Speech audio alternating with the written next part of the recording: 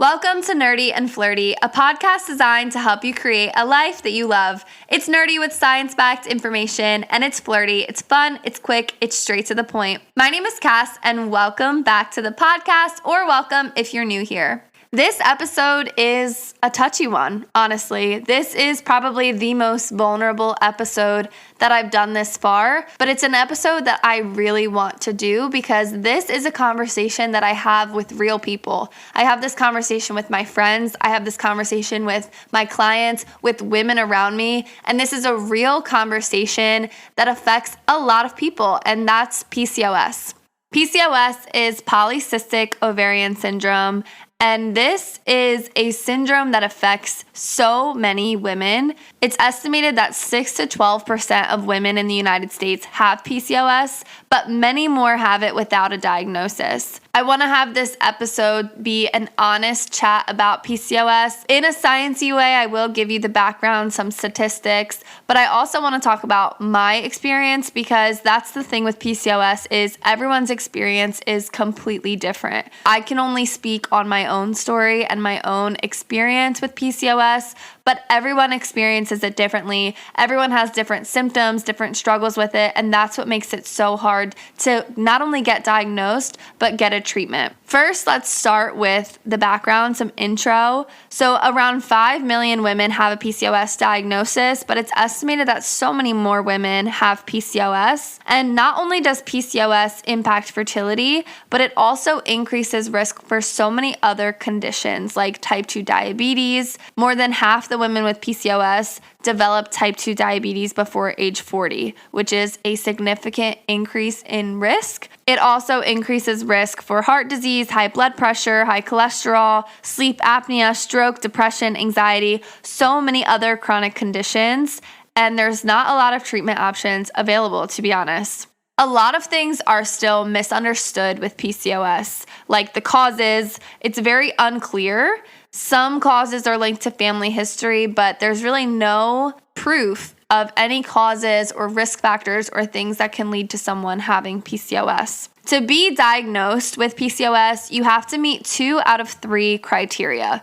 First criteria is around your period, so either completely missing your period, having really infrequent periods, really heavy periods, any kind of abnormality with your period, which could lead to lack of ovulation. That's criteria number 1. Number 2 is hormonal imbalance, so having higher levels of testosterone, which you can get through blood work. You can see that in blood work. And this is what is linked to more of the more noticeable symptoms of PCOS, like acne, facial hair, thin hair. Those things are usually linked to the higher testosterone. The third criteria is cysts on your ovaries. This can be detected through vaginal ultrasound, which is why some people never even know what their ovaries look like if they don't get this vaginal ultrasound.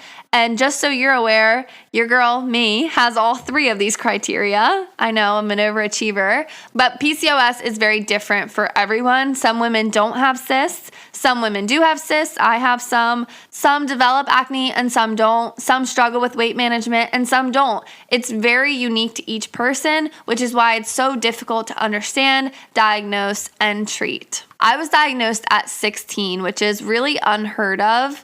I feel like maybe now more people talk about it, but when I was 16, I never knew anyone that had PCOS. No one was talking about PCOS, and it was shocking, honestly, because I didn't have the classical PCOS symptoms. I never struggled with acne as a teenager. I didn't have the facial hair. I didn't have weight management troubles or hair loss. At 16, I didn't have any symptoms. My symptoms were more of the emotional and psychological symptoms of PCOS. The main symptom was that I didn't get my period as a teenager. I got it one time in high school and I never got it after that. And at the time, everyone said I was so lucky. Everyone would tell me, oh, you're so lucky. You don't have to worry about wearing tampons. You don't have to worry about the cramping and everything.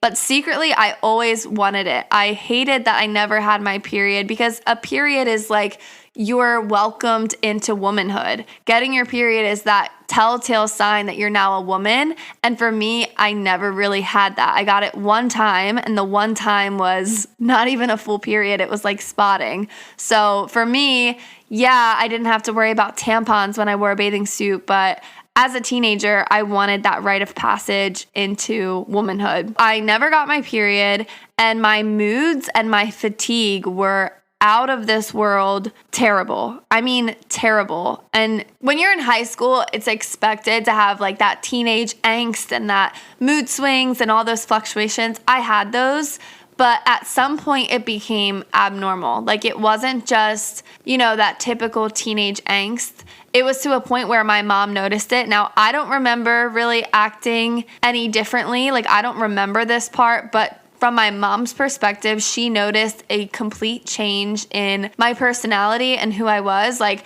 I was taking a lot of naps that was very not like me. I was just like laying around more. I wasn't myself, and my mom noticed it. She realized something was up, and she made the appointment for me to see a gynecologist and have them test me for PCOS. Luckily, my mom knew about PCOS, and so she specifically asked them to check me for PCOS because honestly, I don't think that they would have checked me if she didn't. I didn't have those typical symptoms. PCOS wasn't as well known as it is now. So when I was 16, people didn't talk about it. That was not a first thought, but my mom was super adamant with the doctors and was like, no, you really should check her for PCOS. I think she has PCOS. Thankfully, they listened to her, and I was diagnosed with PCOS at 16. They did all the tests. They were really great. They checked my blood work to see that my hormones were imbalanced. I had my missing periods, and then they did a vaginal ultrasound to see the cysts on my ovaries. For some TMI, I had never used a tampon before, and I wasn't sexually active. So yeah, just imagine a vaginal ultrasound at 16 years old. I got diagnosed. I got my diagnosis for PCOS, and then they talked to me about it, and they told me that birth control is the treatment. So I accepted that without questioning it. I didn't think twice about it. I just started taking birth control from then on. Now, this isn't a debate on birth control. There are absolutely purposes and benefits to being on the pill.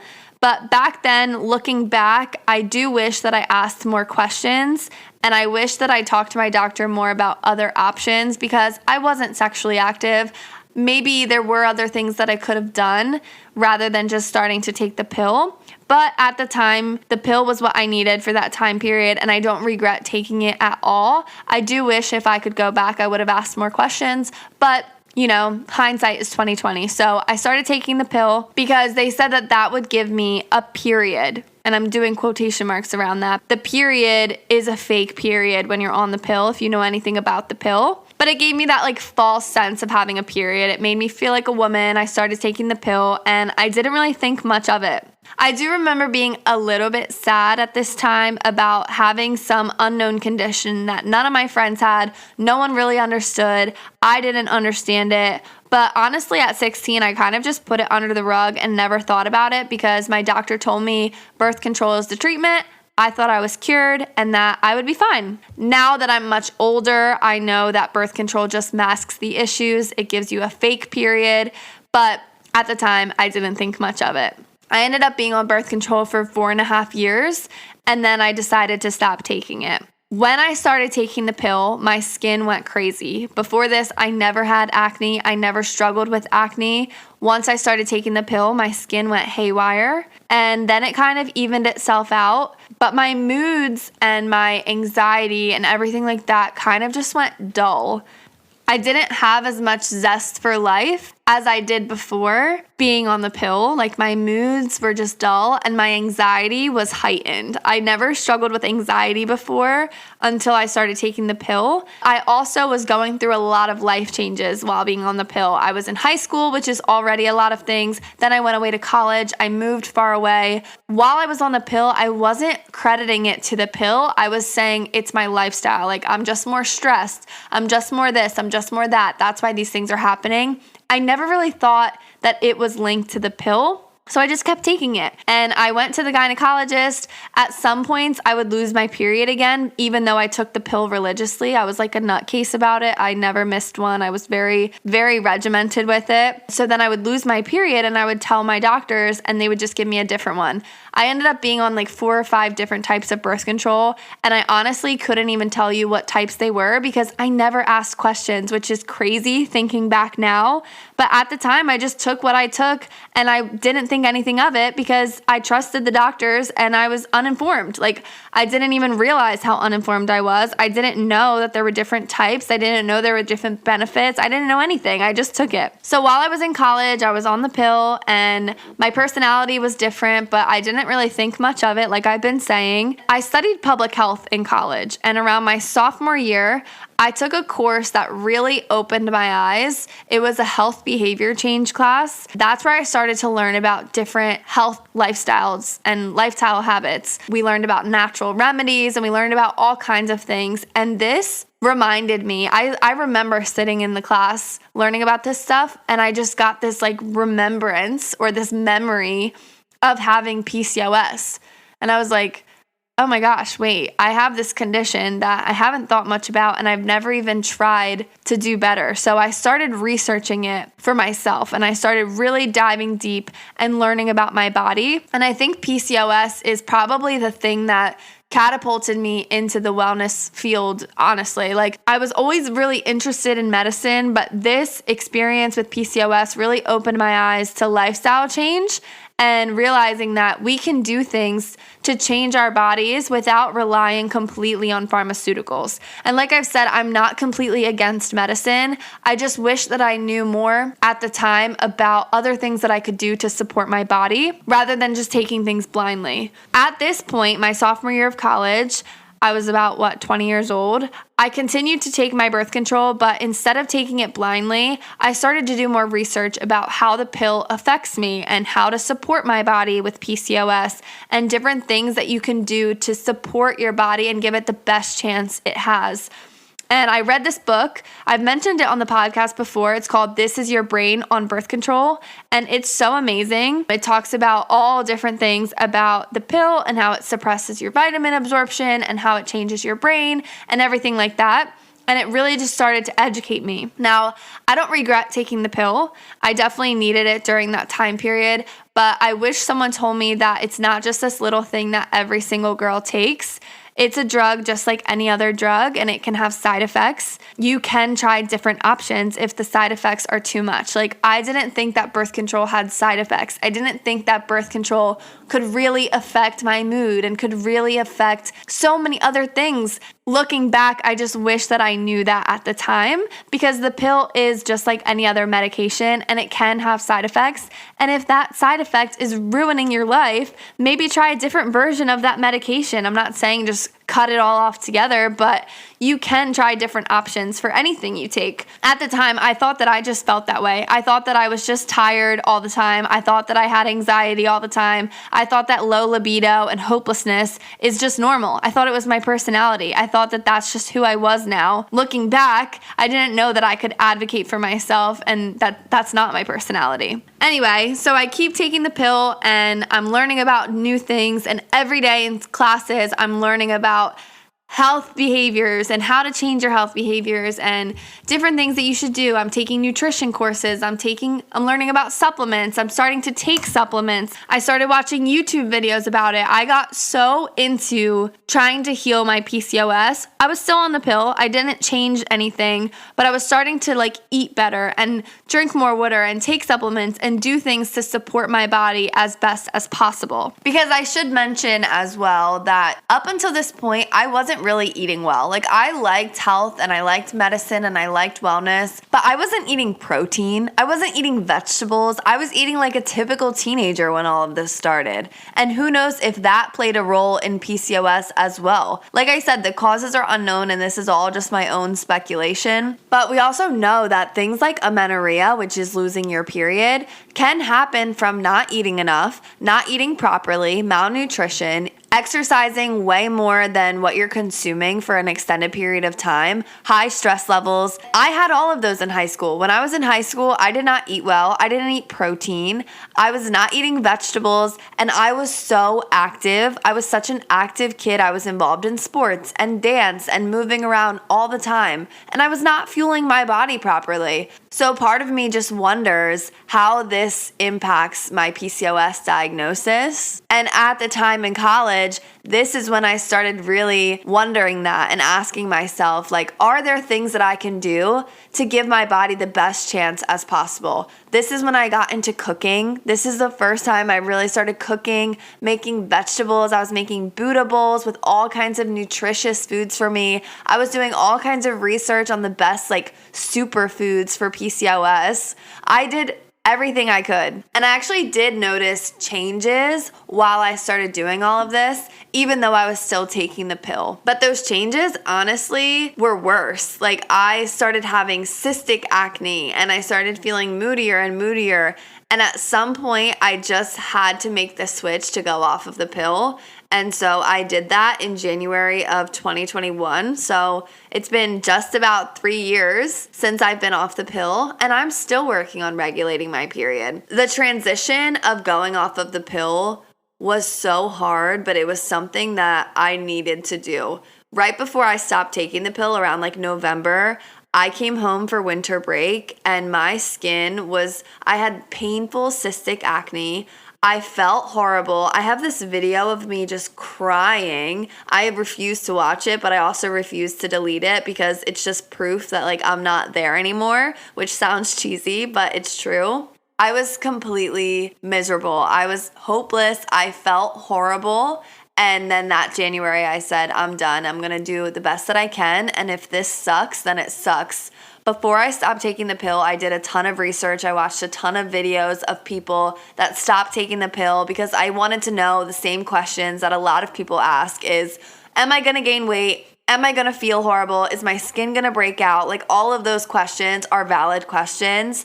And like I've been saying, my experience is my own experience, and I don't know how it would affect anyone else. But I will tell you that going off of the pill was one of the best decisions I've ever made. When I stopped taking the pill, it was in January, and I didn't get a period for like 100 and something days after that. Like, my periods were so irregular, but I was committed to the cause. I was committed to healing my body.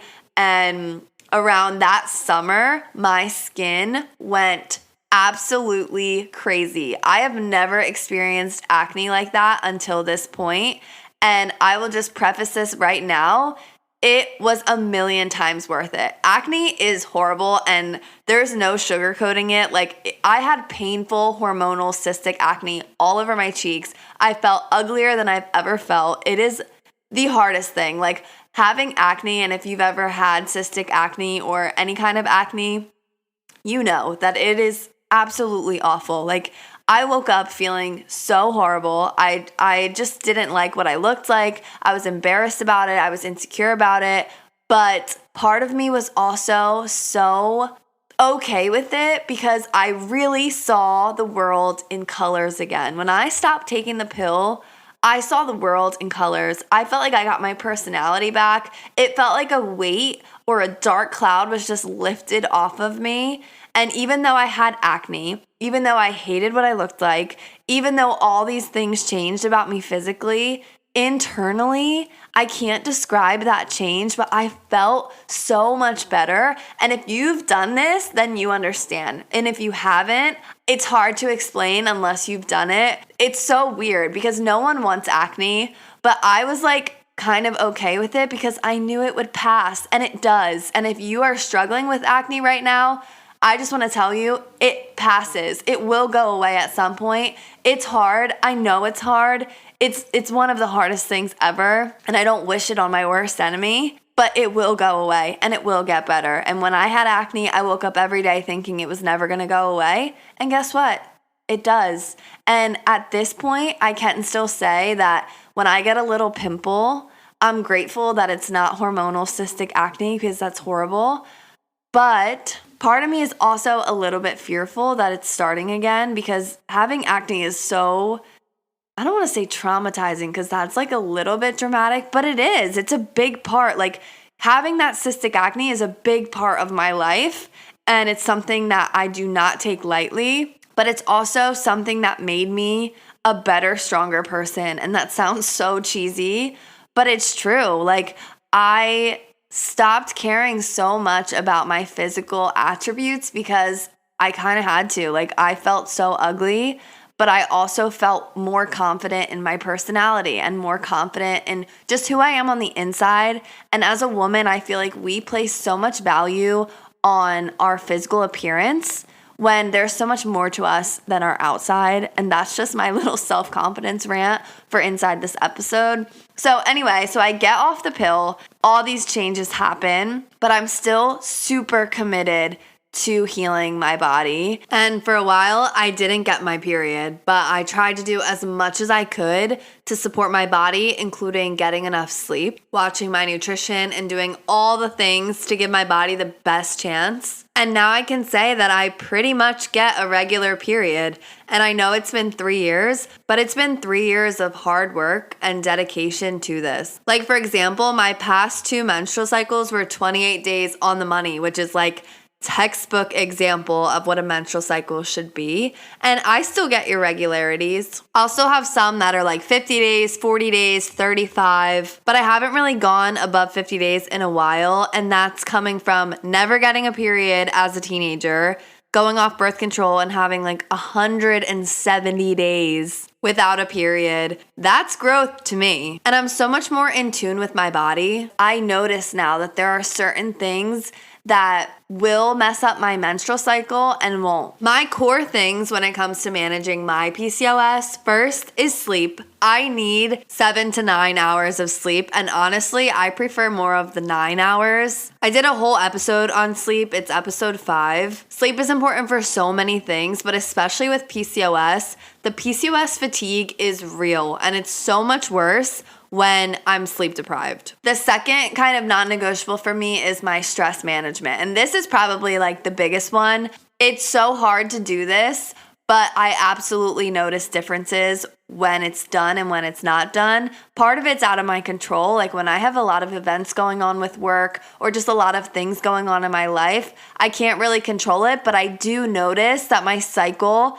is longer. It's more irregular when I don't manage my stress well. So in order to manage my stress, I really just try to separate things and have boundaries between my work, boundaries with my friends, and just really prioritize my routines and the things that I need to feel sane. Nutrition is huge. There's a ton of information about PCOS foods and even PCOS diets. But the main thing I've noticed is just trying to eat as balanced as possible. I notice a difference when I'm not eating enough protein. I also notice a difference when I'm eating a lot of sugar and refined carbs, processed foods, even alcohol. So I really try to keep balance in this. I obviously don't just stop my whole life for this part, but I do try my best to have balance and moderation. And then also exercise. You want to be in a consistent routine with exercise with PCOS, but you also want to make sure that you're not overdoing it and putting your body in a negative stress state. Physical stress counts as stress,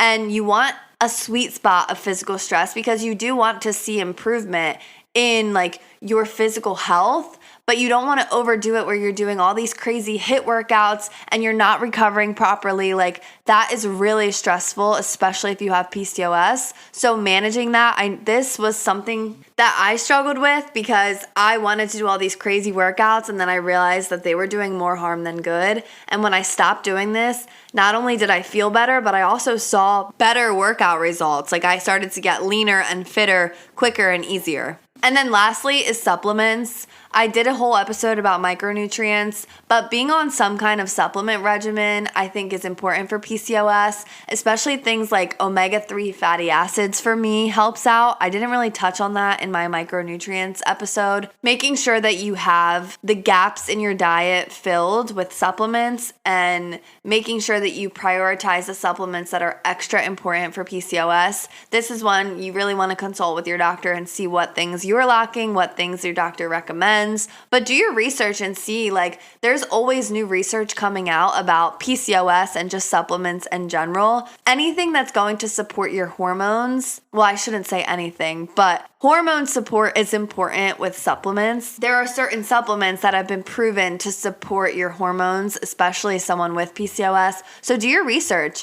Get intrigued, get involved, and be an advocate in your own health and wellness. Doing these things has literally changed my life from not getting a period ever to getting pretty much a regular period. And when it's not regular, it's because I can look back and say like, oh, well, I did go out more. I was more stressed. I ate more sugar. I went out to eat more. Like, I can look back and see those things. And for me, that's a win. This has been a journey. And if you're a close friend of mine, like, you know that this is a big thing in my life. It's a journey though. Like, the rest of my life, I will be committed to doing these things and really trying to learn more about my body. But it's also something that has completely made me who I am. And that sounds like, aw, so wholesome, but it's true. I don't know if I would be doing a podcast and coaching people and doing nutrition coaching if I didn't have PCOS. Like, that has made me who I am.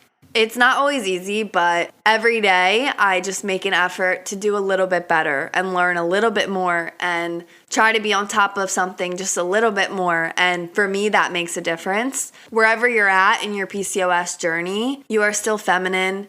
You are still beautiful. You are still worthy. You are still all the things that you want to be. Having PCOS doesn't make you less than. It doesn't make you masculine. It doesn't make you ugly. It doesn't make you any of the things that you're telling yourself.